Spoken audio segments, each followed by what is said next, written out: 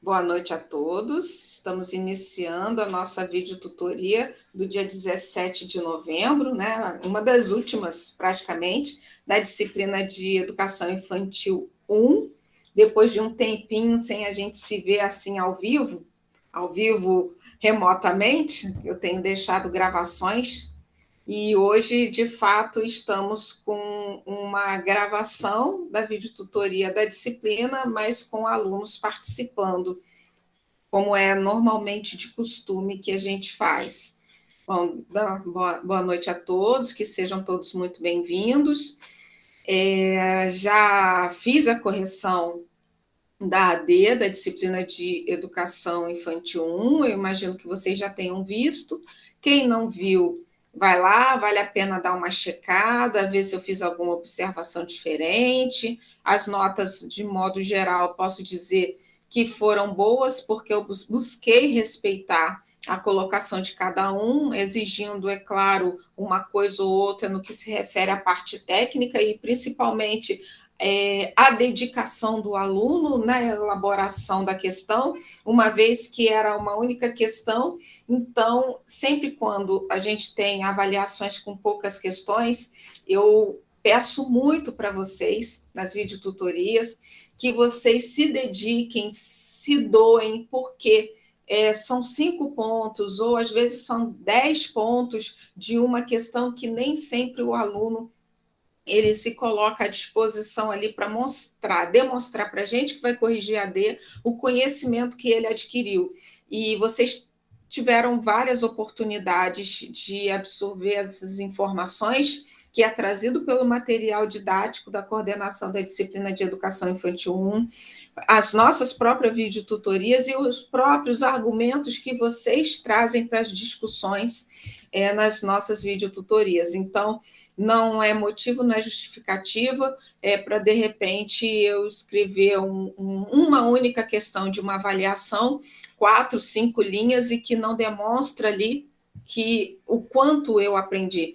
Pode ser 4, 5 linhas? Até pode, mas aí você tem que ter um poder de persuasão e argumentação muito grande para conseguir resumir de forma simplificada tudo que essa disciplina propôs para vocês em 4 ou 5 linhas. Então, a referência bibliográfica, que é muito importante, a questão ela estava solicitando que vocês evidenciassem, trouxessem um relato, uma imagem do que se pedia relacionado à educação infantil e colocasse em evidência de onde vocês estavam contextualizando, ou seja, de que parte do material didático, sendo o material oferecido por vocês ou um outro que vocês buscassem fora. Então, a referência era muito importante, foi muito importante para estar apresentando e expressando de onde vocês conseguiram formular ou criar uma correlação com o que vocês apresentaram e com o que está sendo aprendido, ou seja, a prática, o conhecimento de vocês, o relato, a história de vocês, a vivência e a teoria do material didático, das videotutorias ou outros que vocês achassem justo e coerente buscar fora. Tá? Então, critério de avaliação da nota dada a vocês, atribuída aos esforços de vocês, ou não tanto esforço de alguns, poucos, foi isso, tá? E eu busquei respeitar ao máximo as colocações de vocês. Bom, na videotutoria de hoje, a aula 13 pede para que vocês façam, assistam, né, na verdade, a 2 vídeos, né, 2 vídeos não muito longos, não muito compridos, né, na verdade não muito curtos, mas que eles são essenciais porque eles exprimem o lúdico, o comportamento da criança e o brincar, que é um dos vídeos, é o território do brincar, e o outro é tarja branca. Estes vídeos, eles são complementares e de fundamental importância. Se vocês leram o material, só leram o material, o texto apresentado como aula 13, bacana, mas não deixem de assistir os vídeos, porque eles são ilustrações desse texto. Então, são vídeos que ele expressa o quanto brincar é significativo para a criança e quantas vezes nós adultos podamos a oportunidade do crescimento infantil, do desenvolvimento infantil, quando a gente conduz a brincadeira, quando a gente limita a criança com determinados posicionamentos, porque a gente está com medo que ele caia, que ele se machuque porque ele está correndo, porque ele está brincando, porque ele está mexendo com ferramenta. Então, o vídeo ele vem trazer isso e ele traz um sentido de um frear, principalmente para as pessoas que têm a formação pedagógica, que vai trabalhar com a pedagogia, porque a formação nossa da pedagogia, ela faz exatamente ao contrário do que o vídeo vem apresentando para a gente, principalmente o território do brincar, que enfatiza bastante isso, que é um projeto e vocês vão ter a oportunidade de ver como esse projeto ele se desenvolve nas escolas, e aí fica também uma provocação que pode ser um interesse muito grande para quem quer desbravar essa área da educação infantil e, de repente, conhecer melhor esse projeto e desenvolver um TCC baseado no território do brincar. Vale muito a pena para quem gosta de educação infantil e que tem interesse em educação infantil. Então, quando a escola, né, a formação de professores, ensina para a gente exatamente que a gente precisa regular, né, fazer intervenções, o vídeo ele apresenta o quanto que essas intervenções elas podem ser limitantes de impedir que a criança desenvolva suas características pessoais, a sua personalidade, porque ela sendo limitada ou ela sendo conduzida nas brincadeiras, que normalmente é o que acontece, a gente cria brincadeiras em que a criança não se machuca, em que eu estou olhando na hora do recreio para que ela não caia. Então, um momento em que a criança, no recreio, por exemplo, em que a criança pode correr, brincar, pular, saltitar, ela se torna, em algumas escolas, um momento crítico, onde os professores ficam preocupados porque os alunos vão se machucar. Ou, quando não, torna-se um momento de descanso, um momento de café, um momento de bate-papo, e não, é nesse momento em que o professor ele precisa observar as brincadeiras livres das crianças, porque, e aí já fazendo um link com o segundo vídeo, Tarja Branca, as crianças são seres naturais, e essa natureza ela exige dela o conhecer o seu próprio corpo, brincar com as coisas da natureza, então pedra, pedaço de pau, areia, e fazer com que essas coisas no imaginário da criança tenham vidas. A criança vai dar vida, a criança vai dar forma, vai dar formato. E quando a gente induz ou conduz, esse formato normalmente ele é de fora para dentro e não de dentro para fora como deve ser. E o desenvolvimento da criança ele acaba indo por um outro caminho, porque a presença constante do adulto está ali podando e limitando o desabrochar da criança. Então, basicamente, os vídeos eles são complementares à aula 13, e aí, só para a gente reportar, quem não leu, né, a aula 13, eu vou ler só o resumo, tá? Fala assim, o tema é da própria coordenadora da disciplina, da Tânia Marta, por uma pedagogia da infância entre o cuidar e o educar na perspectiva da ludicidade. Então, para teorizar tudo isso que foi apresentado nos vídeos, é um resumo que diz que este texto em tela se debruça na esteira das teorias da sociologia da infância, com a ideia de reinstaurar a pedagogia da infância no âmbito da educação infantil. Supomos que a infância, como intensidade, é um situar-se no mundo, um sair sempre do seu lugar para o outro, desconhecidos, inusitados, inesperados, possibilitados também pelo prazer e desafios proporcionados pelos jogos e brincadeiras. Então, nessa parte aqui, está querendo dizer que a criança, quando ela começa a andar, ela começa a balbuciar, ela está saindo para o desconhecido, esse desconhecido natural que é o mundo. E ela automaticamente ela vai descobrindo as coisas, olhando, pegando, tateando. Isso é o lúdico, né? Esse espaço físico é o lúdico, que ela precisa ter essa liberdade para se autodescobrir. Logo, uma pedagogia da infância sugere o reconhecimento de que as atividades lúdicas envolvam, por partes dos pequenos, aprendizagens especiais como desenvolvimento de autonomia, confiança, cooperação, curiosidade, capacidade de elaborar questionamentos e críticas, criatividade, formas de socialização e interações e o enriquecimento de múltiplas linguagens. Nessa perspectiva, o cuidar e o educar-se imbricam e se banham pela ludicidade com o contexto escolar. Se reconhecemos a infância como uma construção envolvendo um conjunto de representações sociais e de crenças em que se estruturam dispositivos de socialização, também reconhecemos que a linguagem para tal deva ser a lúdica. Dessa forma, o pano de fundo da pesquisa em tela, ou seja, do texto,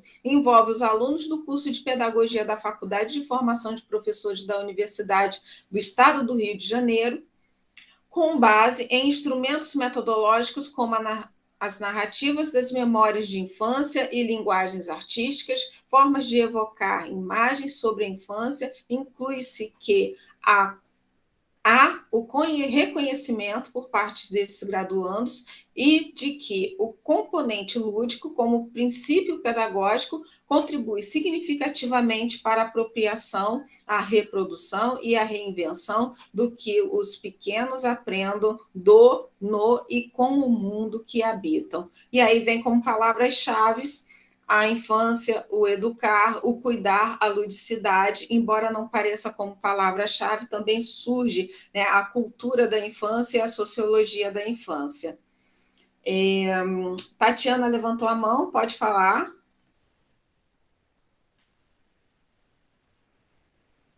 Tati, se você estiver falando, seu microfone está fechado. Desculpa. Agora sim.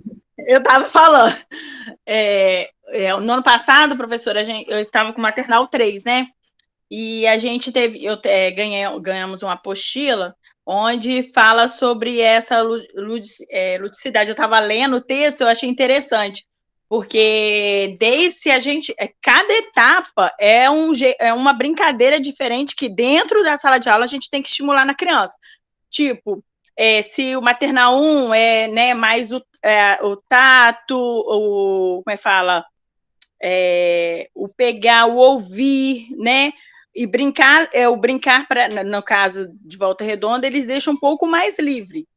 Só que já no Maternal 3, que foi a minha turminha, a gente tinha o brincar vai ser tipo assim, né? Andar em linha reta. Então a gente tinha que inventar brincadeiras referentes para estimular o sensorial deles mesmos, estimular eles a aprender o equilíbrio, estimular eles a coordenação motora fina.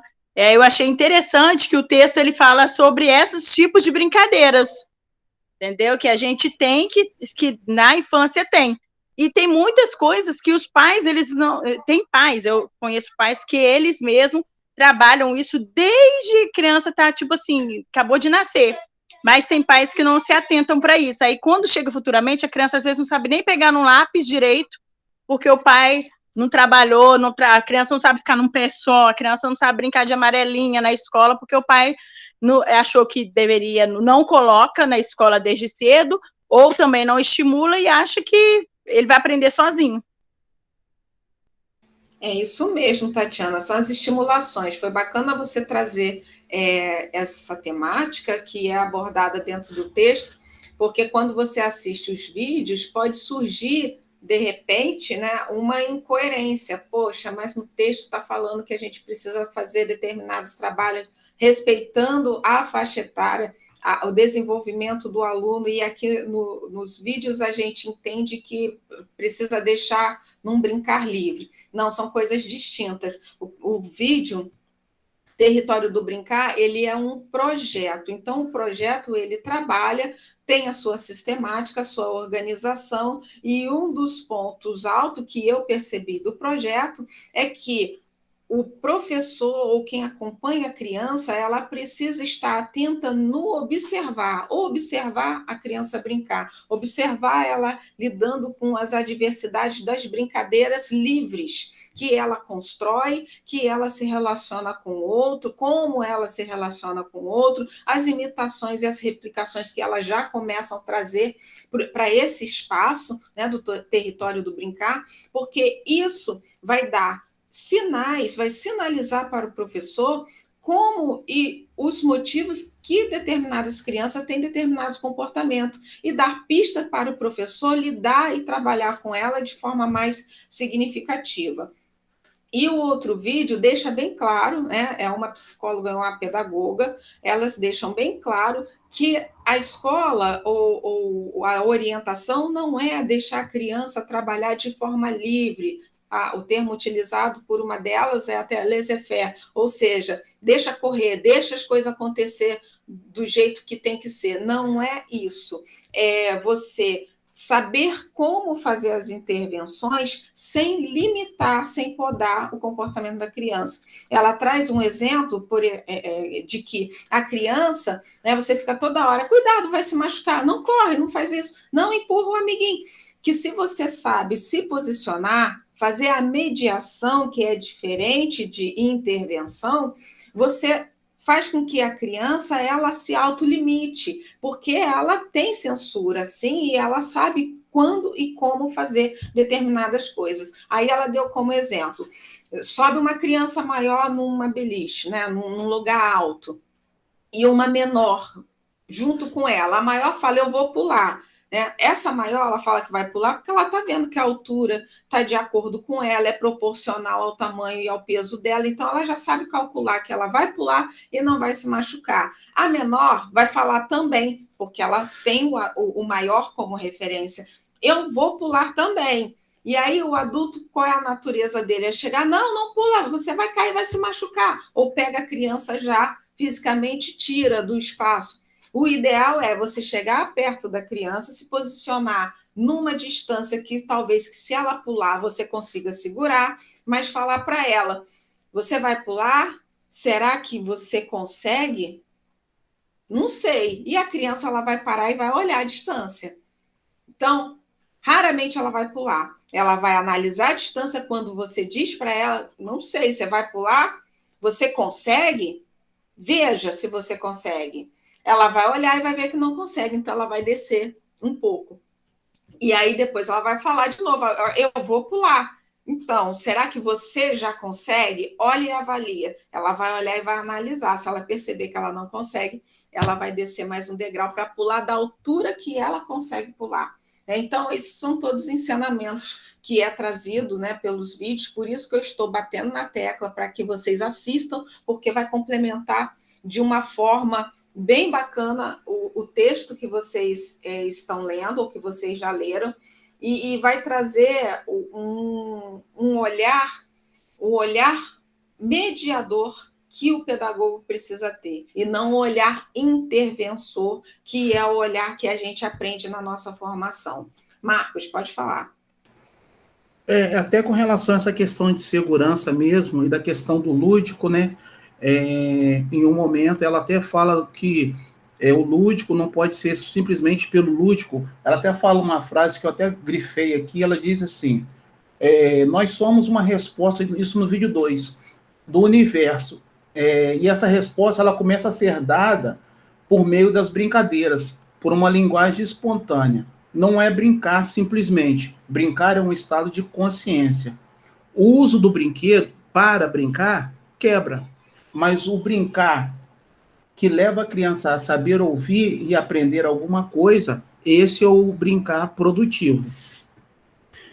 Uma outra coisa que eu queria pontuar é com relação à questão de segurança que você falou. Se ver primeiro o vídeo para depois ler o material, dá um nó. Você fala assim, pô, mas lá no vídeo deu até um exemplo do menino pregando, serrando, e o prego passando pertinho do pé dele, e na página 177 do material fala que nós precisamos fazer um ambiente educativo, dentre eles com algumas coisas envolvendo a segurança. E aí o que me chamou a atenção, Segurança é diferente de cuidado. E a gente, muitas das vezes, enclausura tudo no ambiente de segurança e fala, não pode isso, não pode aquilo, não deve isso, não deve aquilo, mas, na realidade, isso limita essas crianças no seu desenvolver. Então, isso se contrapõe à liberdade para essas crianças.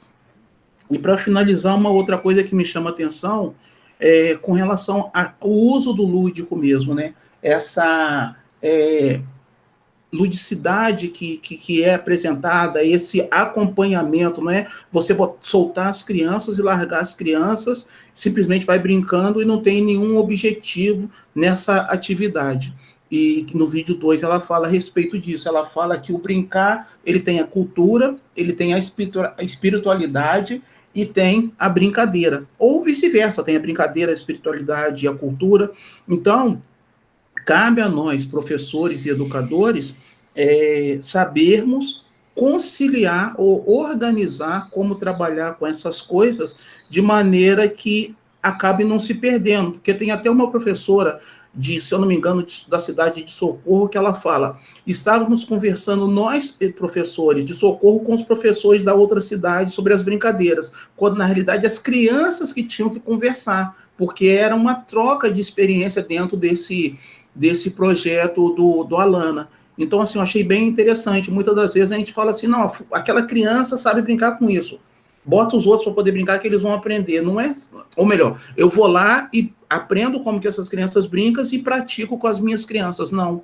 É uma troca de experiência, mas entre eles, dentro da característica e da capacidade de compreensão de cada criança. Eu achei bem interessante todos os 2 vídeos com relação a isso. Tem mais algumas observações, mas mais para frente a gente fala. É exatamente isso. E legal esse destaque que você deu em relação à segurança e cuidado, porque quando em todos os vídeos, né, ambos os vídeos e no texto fala-se da segurança, o ambiente seguro é o ambiente em que quem media passa essa segurança. Então, não é a segurança de cair da cadeira, não é a segurança de repente, serrar um dedo, não é a segurança de se machucar com um pedaço de pau ou de cair de uma escada, mas a segurança que o adulto dá para essa criança de confiar que ela não vai se machucar e que ela retribui não se machucando, tendo cuidado. Isso não é muito diferente do adulto, né? Se você trabalha com um adulto inseguro e começa a mostrar para ele que você confia nele, ele automaticamente ele perde essa insegurança com ele mesmo. Porque no inconsciente é assim, poxa, se ela confia em mim, por que eu vou desconfiar? Ela confia em mim, ela está depositando fé e expectativa em mim, eu vou suprir ou, se não, superar essas expectativas. A criança, no seu inconsciente, ela também faz isso. Então, não é a segurança física só do espaço, do ambiente, mas é a segurança que o adulto dá à criança de entender que aquele espaço lúdico, com horas de brincadeiras dirigidas, porque tem um objetivo, tem uma intenção por trás, como já foi trazido aqui pela Tati, mas também aquele momento do brincar, da cultura do brincar, onde a criança ela precisa construir quem ela é, né, transformando seres inanimados em coisas que têm significância para ela, que talvez não tenha para a gente no olhar de fora, mas que para ela tem dentro do universo. Moisés. Então, professora, eu também queria comentar uma coisa que eu achei interessante no vídeo sobre o quintal, a parte externa, o quintal, né? Que uma professora levantou a mão e disse: a sua escola tem espaço, tem quintal, que eles podem brincar. A minha, ela usou no 4º andar, né, de um prédio, então não tem o mesmo espaço que você tem. Mas, independente assim, da realidade que é diferente, essa questão que eu não sei se eu estou entendendo errado, Mas, no caso, seriam as brincadeiras livres e atividade orientada, que pode ser uma brincadeira, né? Então, essa atividade orientada é o que os professores estão acostumados a fazer, sempre no final, fazendo uma intervenção, ou como a Tatiana falou, para trabalhar alguma coordenação motora, alguma outra questão na criança. Mas essa questão da atividade livre, achei interessante, até ela ressalta a brincadeira de casinha, né? Teve uma hora que ela fala, agora vamos falar aqui da brincadeira de casinha. Realmente, a maioria das crianças, eu também me lembro querendo construir casinha, também querendo construir rancho, né? E isso é uma coisa que a criança tem, até pela visão que ela tem de casa, de repente, da autonomia que ela quer ter para construir a sua própria casa, suas coisas do jeito que ela quer, né? Então, achei isso interessante, essa questão do espaço, né? Ter um espaço favorece. Agora, não ter um espaço realmente é um desafio, né? Não ter um espaço adequado. Por exemplo, minha filha estudou num colégio que era faculdade e colégio de aplicação. Então, assim, eu tirei ela de lá, estudou um ano só, não gostava, porque passava carro o tempo inteiro, e era um ambiente aberto, não era um ambiente que proporcionava, por exemplo, tipo esse quintal, um espaço que eles pudessem ter uma liberdade, uma privacidade para que pudesse desenvolver essas brincadeiras livres. Aí ficava igual a PX que a gente fez, né, falando da cidade. Né? A gente falou no PX passado da questão da cidade, de controlar, de podar, de não pode aqui, não pode ali, você dá uma liberdade que não é uma liberdade porque a cidade não foi feita para criança. Né? Então, algumas escolas também parece que não foram feitas para criança. Né? E essa escola, pontualmente, que eu estou falando, ela não tinha espaços, né? Igual o livro está falando na aula 13, que era uma faculdade, então funcionava ali normal, não tinha nada ali para criança naquela sala de aula que atraísse o interesse das crianças. Depois eu acho que até eles mudaram um pouco. Mas, e para terminar assim minha fala em relação ao vídeo, principalmente no vídeo 1, assim, o vídeo 2 eu gostei, mas o 1 achei muito interessante, eu entrei para fazer pedagogia, não pensando em educação infantil, mas eu estou amando educação infantil, estou achando, estou me redescobrindo aqui, né, algo que eu não estava em mente, mas algo que eu estou, assim, encantado com a educação infantil. Né? E estou gostando muito. E a questão da interação das idades, né? Porque aí o recreio não mistura os maiores, os menores, era o recreio de todo mundo. Eles tinham liberdade ali para, né, se agruparem nos espaços que eles achavam conveniente, até eles falam, uma hora eles estão num espaço, outra hora eles estão em outro espaço. Então, isso é liberdade. Como também foi falado, né? O intervalo não é para tomar um cafezinho, é para estar ali junto, interagindo com as crianças. E, por fim, eu queria fazer uma pergunta. Né? Alguém, eu não sei se foi no 1 ou no 2, que falou sobre política pública, sobre estar colocando esse tempo de brincar. E eu não pesquisei, assim, foi uma curiosidade, eu não pesquisei para ver o que a PNP, né, o que a gente tem aí de política pública, se contempla esse ponto aí do tempo dessas brincadeiras. Eu sei que é um projeto, né, que está sendo desenvolvido aí no território do brincar. Mas o que a gente tem, professor, em relação a esse tempo de brincar? Qual é a visão aí das políticas públicas para esse assunto? As políticas públicas que tratam sobre educação infantil, elas não têm a profundidade que o material traz para a gente, né?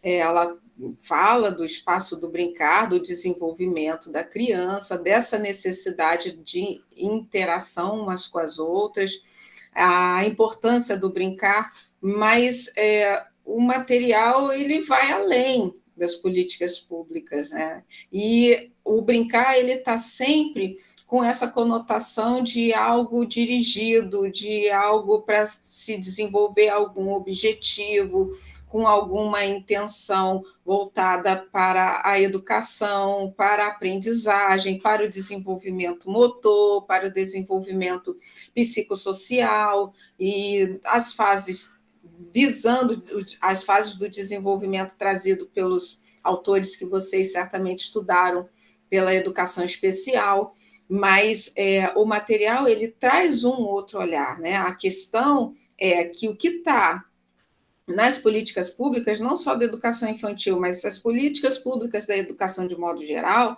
elas fazem alusão daquilo que é importante no mediar, também na intervenção, como o professor ele deve se comportar, o que ele pode fazer e as próprias instituições em si, e que dá brecha e abertura para vários comportamentos. O que vale é chamar a atenção em relação ao que vem nas políticas públicas, esse leque de oportunidades, inclusive até sugestionadas de práticas pedagógicas, de práticas de ensino, de mediação, da praxis, né? Na verdade, a prática e a teoria, é que o seu olhar é que vai fazer a diferença para que essa política pública, essa ou a outra, ela faça diferença no seu comportamento e nas suas ações. Então, a gente tem a legislação, o Estatuto da Criança e do Adolescente, que vem dizer dos direitos e dos deveres, e se você olhar ali cada um dos itens do próprio Estatuto da Criança e do Adolescente, não entrando em profundidade das outras políticas existentes, ela só ali já te traz um leque de oportunidade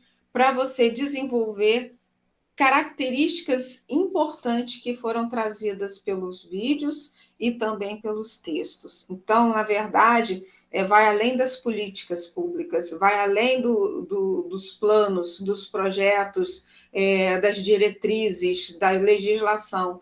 É o olhar do educador em relação ao desenvolvimento do outro, da pessoa, da criança, e entender como essa criança ela se desenvolve, ora direcionada, ora livre, mas sendo observada e entendendo que não é uma observação aleatória, mas uma observação para entender quem é aquele ser. E que esse ser, ele pertence à natureza e que ele precisa estar em contato com a natureza. Então, é uma selva de pedra, está enclausurado dentro de casa, essa criança ela precisa ter um momento de natureza para ela se reconectar e descobrir quem ela é e construir quem ela de fato será no futuro, brincando com pau, com pedra, com areia, com terra, com água, com lama, com a chuva. Então, inclusive no segundo vídeo, a fala de casas assemelha à criação dos índios, né? Como os índios se desenvolvem, como a criança ela é sagrada nas aldeias indígenas, em alguns territórios africanos. A criança ela é respeitada porque ela precisa ter seu tempo, seu espaço para o desenvolvimento. E os índios, eles não ficam dentro da oca, eles utilizam a oca só para dormir, para se alimentar, e mesmo assim, muitas vezes, para se alimentar é do lado de fora. Então, não só as crianças, mas os adultos, eles crescem em contato com a natureza uns com os outros. E a gente, na selva de pedra, com as nossas crianças, a gente passa muito mais tempo dentro das nossas ocas, né? Que é o que você acabou trazendo para a gente, né, Moisés? E não é o ideal, porque dentro das ocas a gente vai ter crianças sim, mas com uma cultura diferente dessa que foi apresentada e talvez muito diferente daquelas que a gente mesmo já discutiu aqui na videotutoria, que foram as nossas infâncias. As nossas infâncias em contato com a natureza, em contato com corre-pique, com pique bandeirinha, com pique alto, pique baixo, caindo, se ralando, se machucando e entendendo que determinados movimentos eu não devo fazer se eu não quiser me machucar, ou de repente vai valer a pena, eu vou correr e vou me machucar de novo, e brincando com esses seres, né, animais, com esses objetos que a própria natureza oferece e que muitas vezes se transformam em brinquedos maravilhosos na mão, na criatividade da criança, não sendo necessário um adulto fazer para ela, e nem comprar um brinquedo de plástico padronizado que já condiciona a criança a um carrinho, a uma panelinha, a um espaço que naturalmente ela vai aprender, porque ela também aprende por copiar. Ela copia a gente, né? Ela imita a gente por imitação. Vander, levantou a mão? Sou eu, professora Tati. É porque eu estou usando o e-mail do meu esposo, porque meu celular descarregou. E também Então, estava deixa com o pouca Vander internet. quietinho aí, pode participar. Então, eu queria falar, na hora que o Moisés estava falando sobre as escolas, né, não ter espaço, hoje em dia eu achei interessante isso, hoje em dia, eu estava até comentando isso com uma amiga um dia desse, as escolas, eles têm procurado fazer as escolas sem espaço, eu não entendo o porquê. Tipo assim, eles vão lá, vão criar uma escola aqui, mas eles não veem um espaço ideal para a criança que ela precisa. E aí o professor ele tem que se reinventar. Ou também, tipo assim, do nada eles resolvem que hoje eu vou fazer uma reforma na escola, mas no meio, tipo assim, né, lógico que tudo, né, no tempo deles, mas eles vão, ao invés de pensar, vão fazer durante umas férias, porque as crianças não vão estar presentes, não, eles fazem durante o período letivo, né? E aí as crianças, eles ficam sem espaço para ambiente externo para eles estarem brincando, fazendo jogos, né? E aí os professores têm que reinventar. E aí teve uma vez que estava chovendo e eu tive que reinventar uma brincadeira. Eu achei interessante que me levou a pensar que tem como também, mesmo a sala, dentro da sala de aula, ter esse tipo de brincadeira. A gente colocou obstáculos e a criança tinha que passar. Pegamos o minhocão lá dentro de onde ficavam os jogos, aí a criança passava dentro do minhocão. Tiramos as cadeiras, né? Empurramos as mesas e a criança ali ela pôde brincar, ela pôde fazer o jogo, ela pôde, né, ter aquele momento dela. Ou seja, o que eu quero dizer com isso? Que basta as escolas e também os profissionais, né? Os professores, eles se reinventarem, porque daqui por diante, acredito eu, que a gente vai ter que reinventar, lógico, né, dentro do planejamento, as brincadeiras, porque os espaços vão ficar muito menores ainda, porque eles colocam, às vezes, também muita criança e dentro de uma sala para, tipo assim, que seria para pouca. E aí, e sem esses ambientes externos, né? Aí eu achei interessante que ele falou, eu falei assim, nossa, a gente está vivendo essa realidade, entendeu? É isso mesmo. Essa realidade ela está sendo vivida e é por isso que a gente está discutindo aqui, para a gente olhar para o nosso presente e ver qual é o rumo que nós vamos querer escolher na nossa formação, na nossa profissão e os espaços que nós vamos atuar. Que contribuição a gente pode oferecer para esses espaços e para a sociedade de modo geral, né? Por isso que a gente está aqui nesse debate. Não é propósito a gente trazer solução e nem respostas definitivas para nada, né? Até porque nós não somos senhores da verdade, nem a gente pode buscar ser do conhecimento, mas não somos da verdade. Mas é fundamental a gente apurar o nosso olhar e ter em mente que tipo de profissional nós seremos, observando que alunos nós vamos ter, que colegas de trabalho nós teremos, que espaços de trabalho nós vamos atuar. Moisés.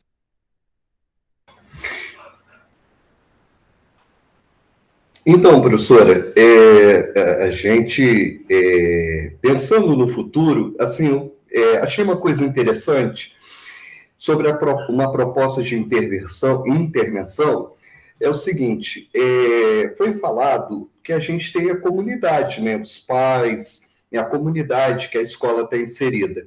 E, às vezes, existe uma pessoa que sabe fazer alguma coisa que ela poderia levar para a escola para ensinar. Igual uma professora mostrou crochê, que ela já sabia fazer. E eu me lembrei que, quando eu era criança, perto da minha casa, tinha uma senhora que ela fazia fantoche de papel machê. E eu era muito bagunceiro.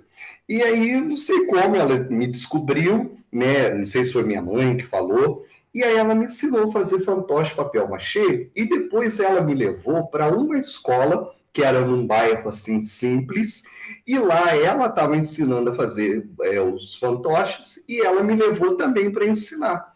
A gente pintava com guache, ela era costureira, ela fazia a roupa, e aí depois a gente ia criar uma história para contar de fantoche. Então, eu acho que isso seria bem interessante, de repente, a gente pudesse ver pessoas da comunidade que têm algum talento. Hoje, tanta gente trabalha com biscuit, com tanta coisa sofisticada, mas coisas que poderiam ser simples e levar para a escola, principalmente para escolas que... Acho que a gente não deveria nem discriminar para escolas mais carentes, mas para a escola, do modo geral. E no segundo vídeo, a professora falou um negócio interessante sobre a pipa, né? Pés no chão, olhando para o alto. Achei também impressionante. É um negócio tão simples, né? A pipa, né? E às vezes a gente não observa, né? A criança está ali com o pé no chão, né?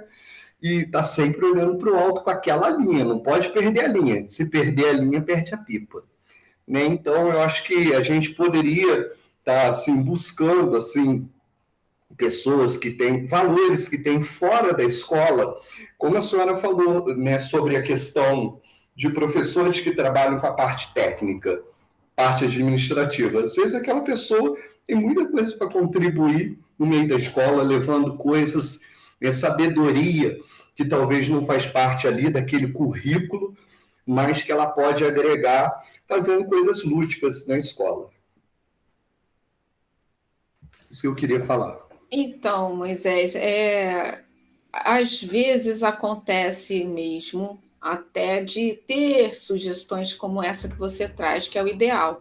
Como você falou da comunidade, a família do aluno, mas não só a família, tudo no entorno de uma determinada escola faz parte da comunidade escolar.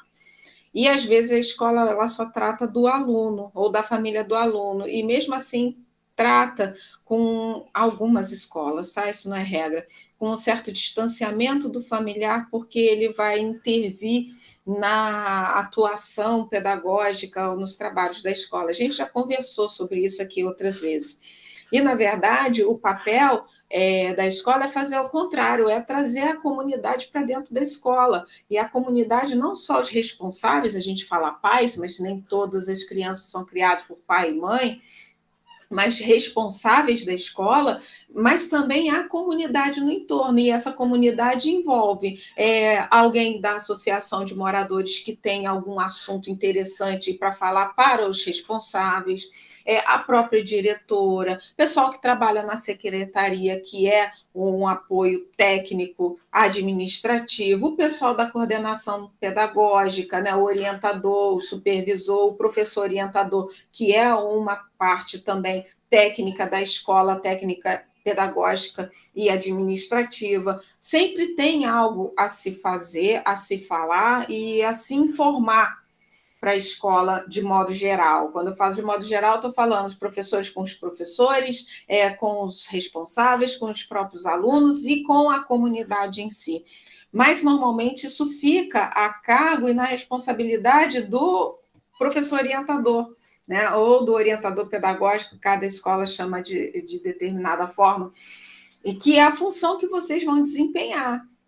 Não é uma responsabilidade só dele, porque o aluno ele não é do pedagogo, ele não é do professor, não é do diretor, o aluno é da escola. Então, a escola ela tem que participar como um todo. Mas quem tem essa formação recai maior responsabilidade, que parte do pressuposto que o pedagogo ele precisa fazer essa articulação, não que ele sempre vai fazer palestra. A Silvia é pedagoga de determinada instituição, então é ela que tem que capacitar, ela que tem que orientar, ela que tem que aprender para ensinar. Não, ela pode reorganizar o espaço para que outras pessoas de fora também tragam informação para esse ambiente. Assim como o pedagogo, o professor também ele pode fazer isso dentro da sala de aula. Eu trabalhei numa escola, na prefeitura de Volta Redonda, que a professora trabalhava com educação infantil, foi a primeira turma que ela pegou.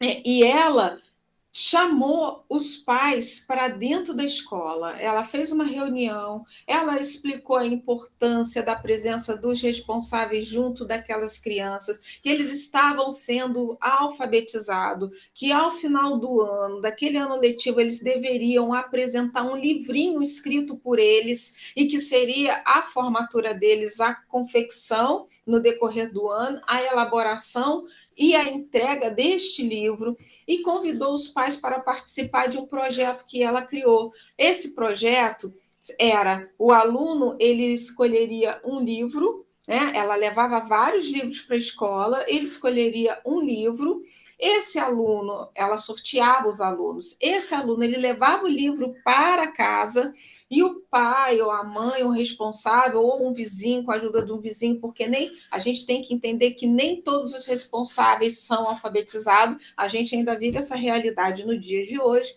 Ele levava o livro para casa e ele continuava a leitura junto com os responsáveis. O responsável fazia a leitura.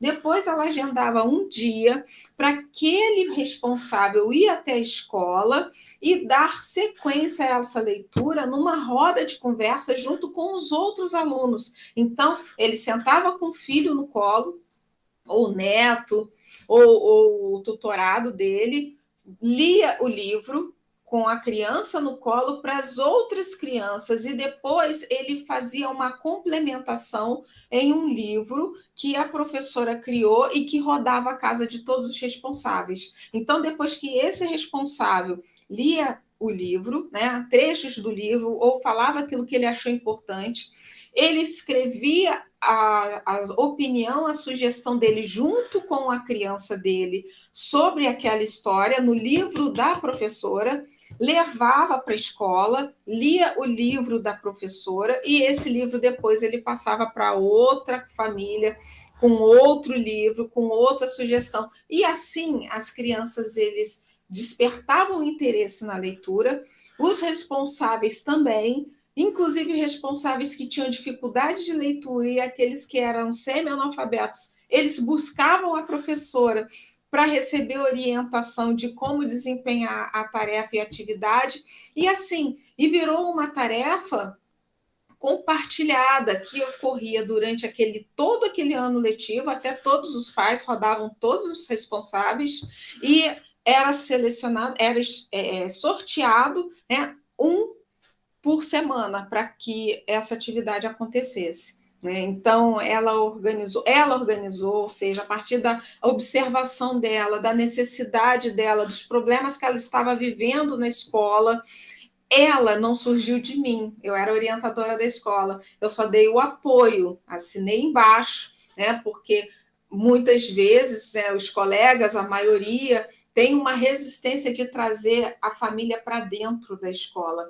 E foi a partir do projeto dessa professora que eu apoiei, a gente conseguiu colocar praticamente a comunidade inteira da escola dentro da escola, porque as portas das outras salas de aula foram se abrindo, inclusive de outros cantos da escola que não estavam tão abertos assim.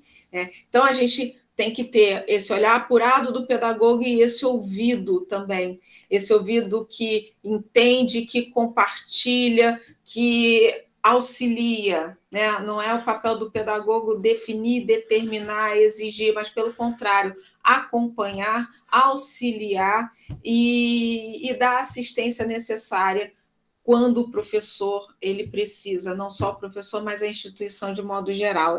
O pedagogo, na verdade, é esse elo entre professor e aluno, aluno-professor, professor e gestão, gestão, professor, aluno, e escola e comunidade. Né? Então, se o pedagogo ele não conseguir flexibilizar a escola para uma perspectiva que é importante, como trazer a família para a escola, é uma situação muito complexa e muito difícil que a escola acaba vivendo, porque ela vive seus problemas sozinha, e ela, às vezes, acha que ela pode resolver sozinha.